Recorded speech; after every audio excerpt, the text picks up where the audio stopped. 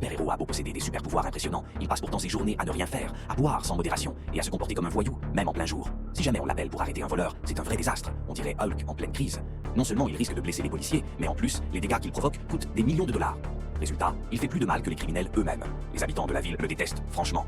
Mais lui, il s'en moque complètement. Il continue sa vie de super-héros rebelle, comme si tout allait bien. Un jour, un homme se retrouve coincé sur une voie ferrée. Sa voiture est bloquée, un train fonce droit sur elle. Il tente de sortir, mais sa ceinture est coincée.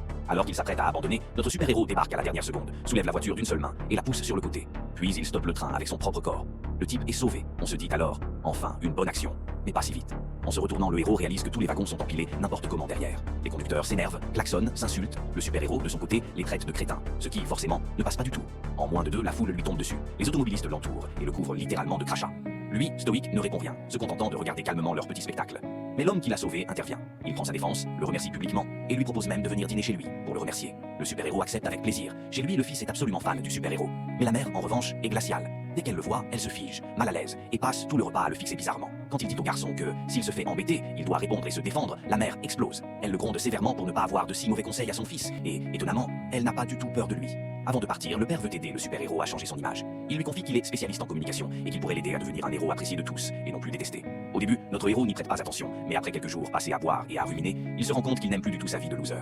Alors, il retourne voir le spécialiste en com, bien décidé à changer son destin. Et cette fois, le plan est lancé.